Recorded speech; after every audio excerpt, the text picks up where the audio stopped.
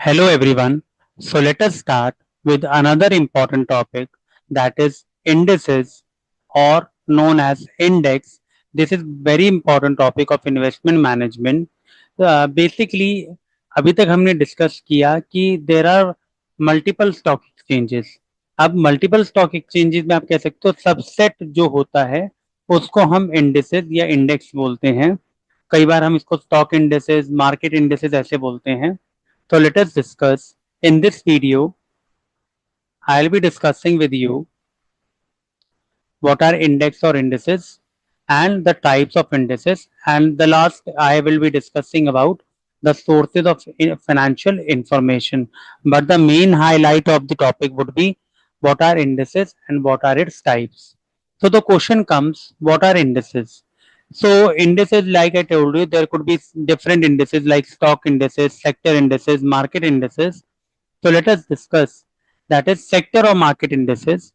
Indices are a collection of stocks that help to measure the overall market performance or a smaller subset of the market.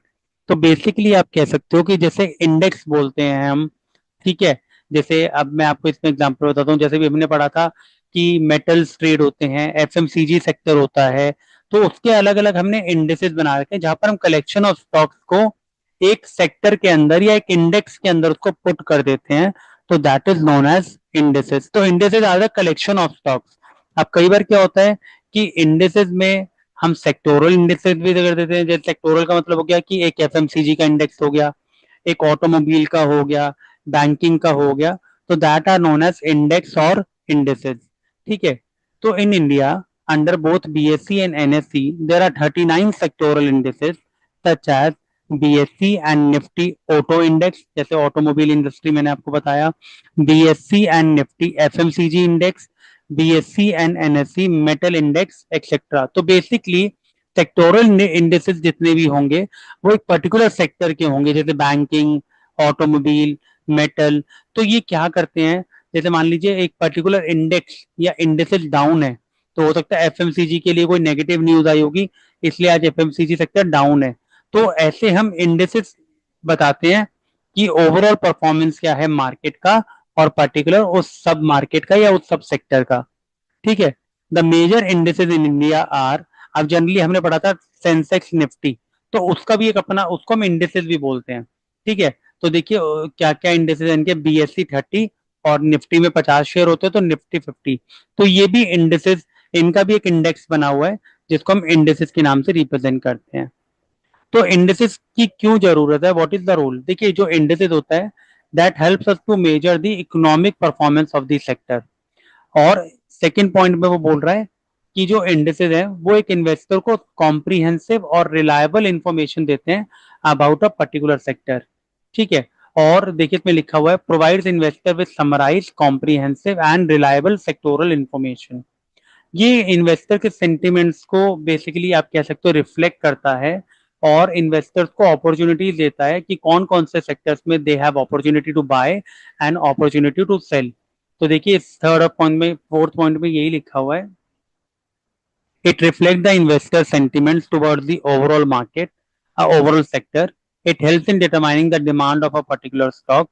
It also lists down how the performance of one sector affects the other sector. जैसे मैं आपको इसके अंदर example लेता हूँ कि कई बार मान लीजिए बैंक्स ने, बैंकिंग सेक्टर है, आप कहते हैं कि बैंक ने, आरबीआई ने रेट बढ़ा दिए, लोन के रेट बढ़ा दिए. तो अगर लोन के रेट बढ़ गए तो वो इनडायरेक्टली ऑटोमोबाइल सेक्टर को भी इफेक्ट करेगा बिकॉज गाड़ियां लोग लोन पे लेते हैं. रियल एस्टेट सेक्टर हो गया, वो भी एडवर्स इफेक्ट होगा. तो ये सारा हमें कौन बताता है, इंडेसेस बताते हैं.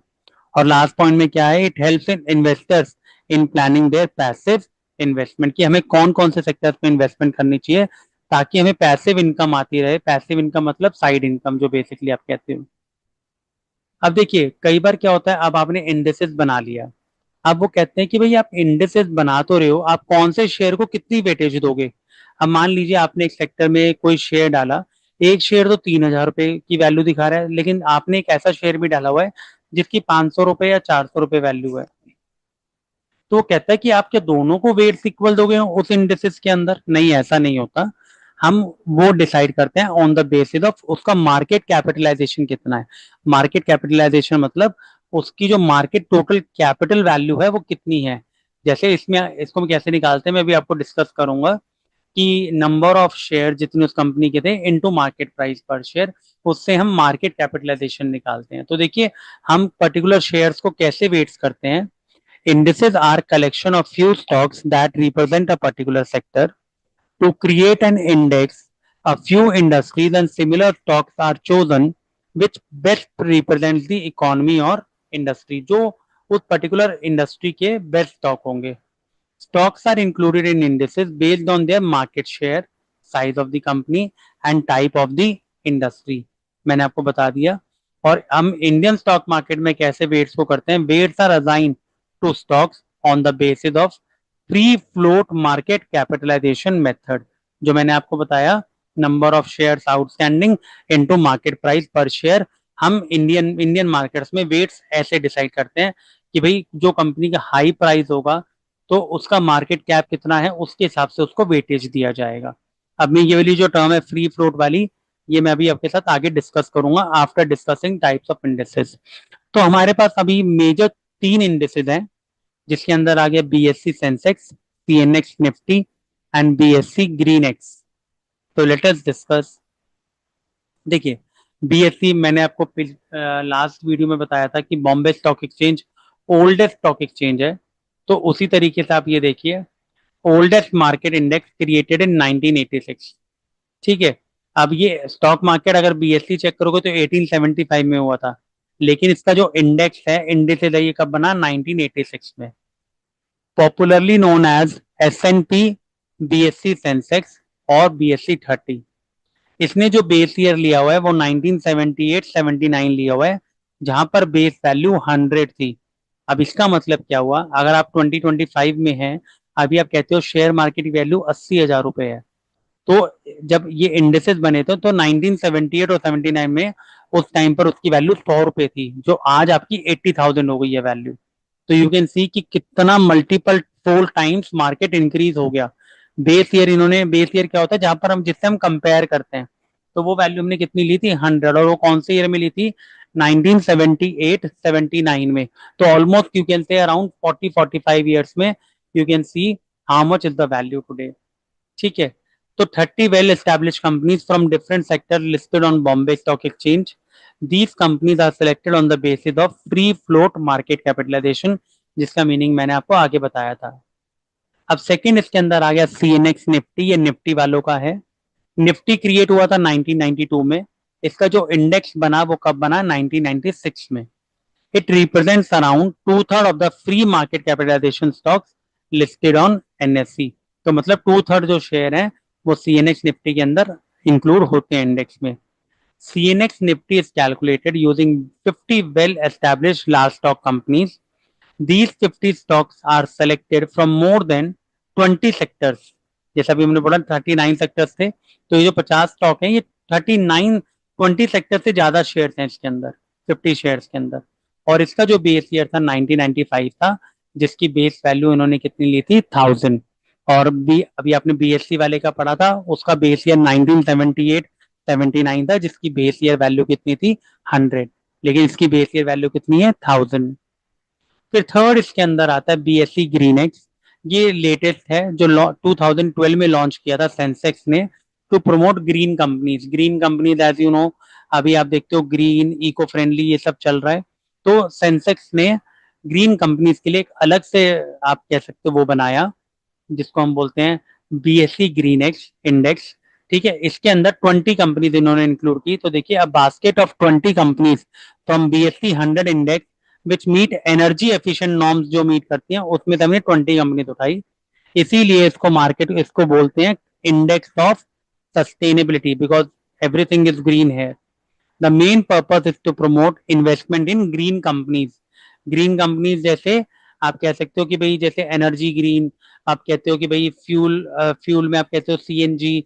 ठीक है। इको फ्रेंडली कंपनी जो ग्रीन एनर्जी, सोलर पावर, ये सब हमारा ग्रीन एक्स में आता है। एग्जाम्पल इसमें कौन कौन से जो मेजर कॉन्स्टिट्यूंट है, सन फार्मा, एसबीआई, भेल, एचडीएफसी, आईसीआईसीआई, ये मेजर कॉन्स्टिट्यूएंट है इस इंडेक्स के जिन्होंने लॉन्च किया। तो ये तीन हमारे जो थे सेक्टोरल इंडेक्सेस थे।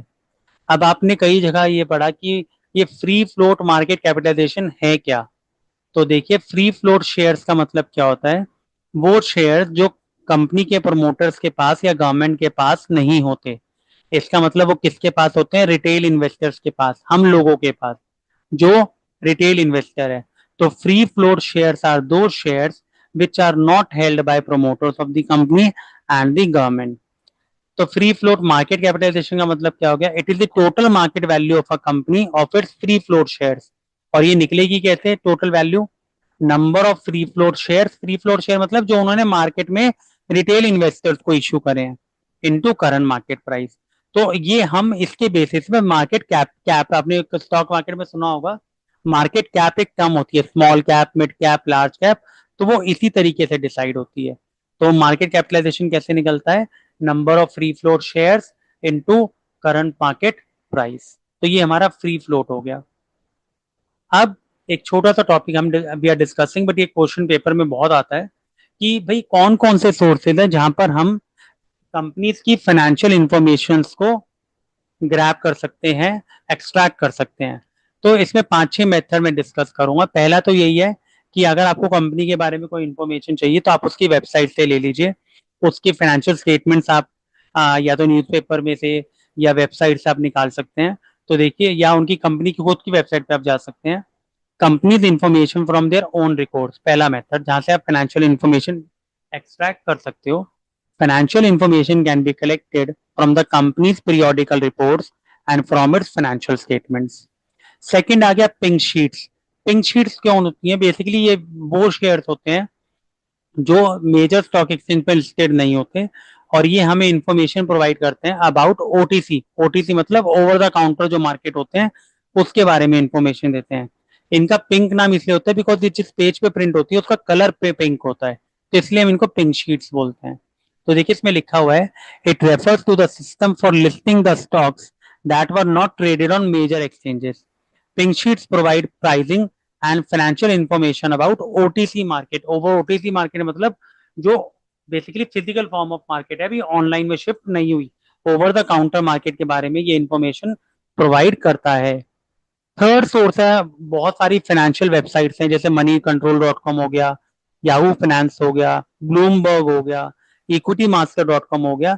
ये भी आपको कंपनीज की फाइनेंशियल इंफॉर्मेशन प्रोवाइड करते हैं। तो ये तीन मेथड तो ये हो गए। फोर्थ हो गया, जैसे डेटाबेस में मैंने आपको बताया ब्लूमबर्ग डेटा कलेक्ट करता है, ऑप्शन प्राइसिंग रिपोर्टिंग अथॉरिटी आप चेक कर सकते हो गूगल पे, सेंटर फॉर मॉनिटरिंग इकोनॉमी। तो तेरा सो मेनी डेटाबेस जो आपको कंपनीज की फाइनेंशियल इंफॉर्मेशन प्रोवाइड करते हैं। और अदर सोर्स ऑफ पब्लिकेशन क्या हो गई, भाई गवर्नमेंट ने कोई न्यूज निकाली, सेबी ने कोई सर्कुलर निकाला, आरबीआई ने कोई पब्लिकेशन निकाला, तो वो भी एक सोर्स हो सकता है जिसको हम अदर सोर्सेज बोलते हैं। तो ये 5 सोर्सेज हैं जिससे आप अपनी फाइनेंशियल इंफॉर्मेशन एक्सट्रैक्ट कर सकते हो किसी भी कंपनी की। So I hope the topic of this indexes is clear to you. ये टॉपिक बहुत इंपॉर्टेंट है, रीजन बीइंग इसके अंदर आपने 3-4 इंपॉर्टेंट टर्म पढ़ी। एक तो इंडेक्स क्या होता है या इंडेक्सेस क्या होते हैं, उसकी टाइप्स क्या होती हैं, फ्री फ्लोट मार्केट कैपिटलाइजेशन क्या होता है, और ये भी क्वेश्चन बड़ा कॉमन होता है कि what are the sources of extracting financial information. So I hope the topic is clear to you. Please like and subscribe our channel and share with your friends. Thank you so much.